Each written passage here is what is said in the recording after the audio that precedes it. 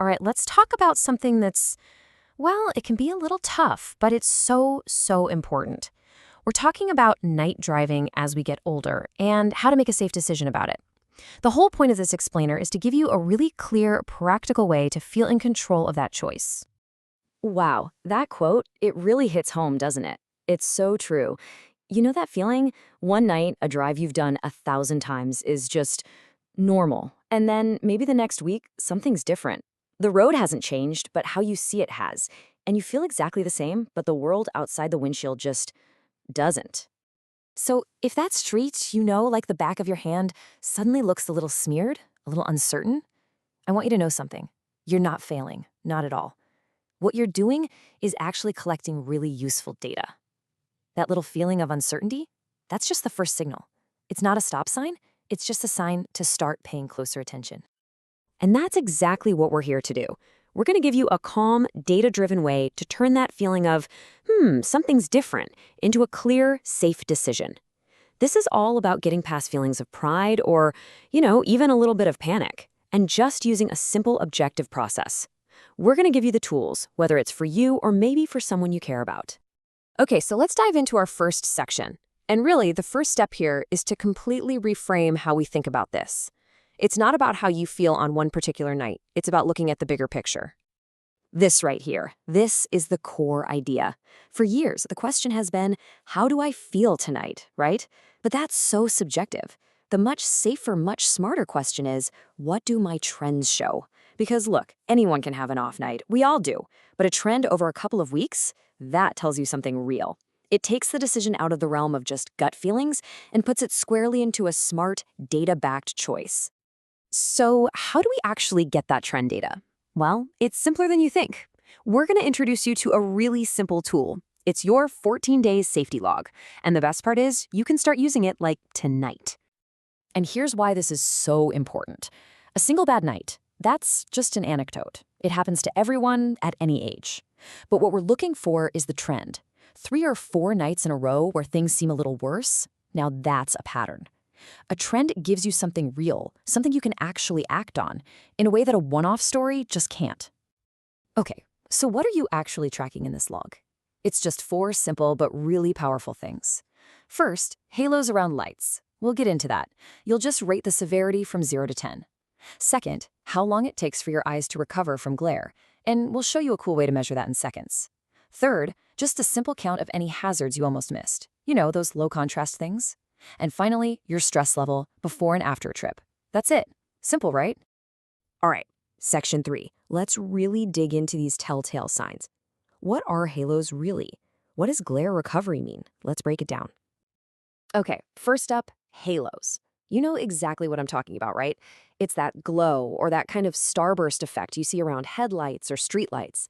It's a super common, classic sign that light is scattering inside your eye instead of focusing perfectly on your retina like it's supposed to. And here's a really interesting detail. The kind of halo you're seeing can actually give you clues about what's going on. If you're seeing sharp, spiky starbursts, that often points to something with the lens of your eye, maybe an early cataract. But if it's more of a fuzzy, diffuse glow, that could be something on the surface of your eye, like dry eye. Just noticing that little difference can make your chat with the eye doctor way more productive. All right, symptom number 2 is glare recovery lag. This one is a big deal for safety. Think about it.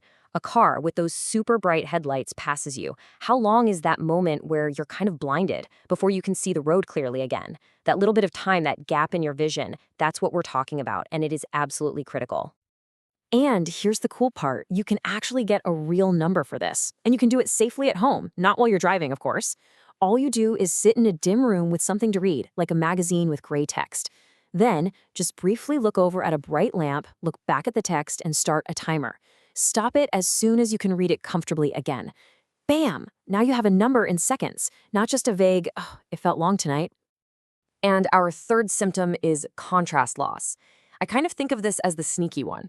It's that reduced ability to tell things apart from their background, especially when the light is low, like at dusk. This is the reason why a curb that's right there or a person in dark clothes can just seem to vanish. Yeah, take a look at these examples.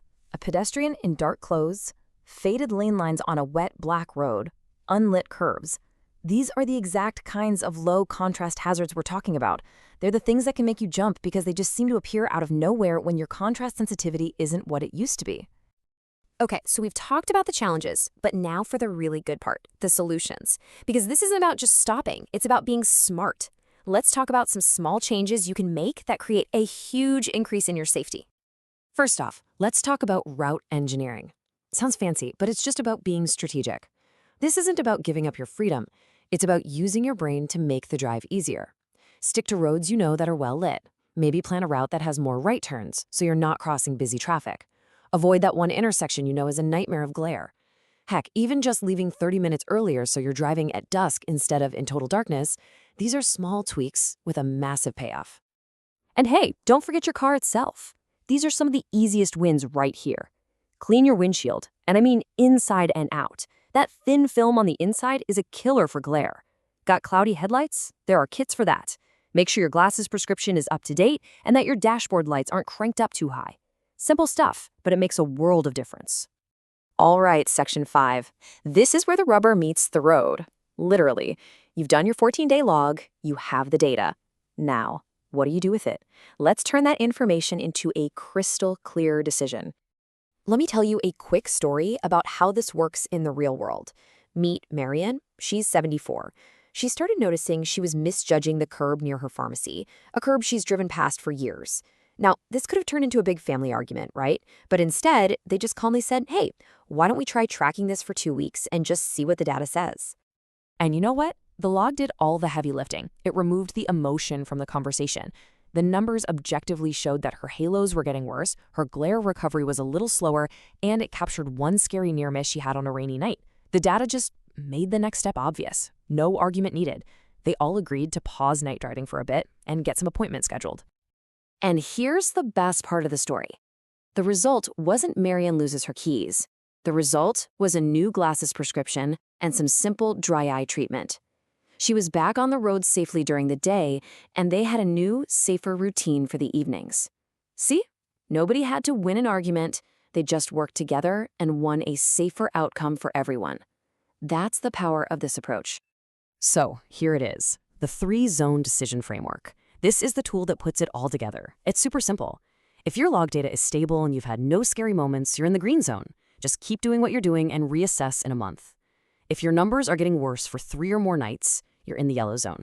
That means it's time to pause night driving and get a professional review, like an eye exam. And finally, the red zone. This is the non-negotiable one. Any near miss, any time you find yourself drifting out of your lane, any moment of confusion, that's it. That's a clear signal to stop night driving immediately and get a formal evaluation. It's that simple. So, when you boil it all down, the real question isn't, at what age should I stop driving at night? That's the wrong question. The right question is, when does my safety margin require a smarter adaptation? It's not about age, it's about data. It's about choosing to adapt intelligently instead of just being stubborn. It's about staying in control of your own safety by using clear, simple information to make the best possible choice.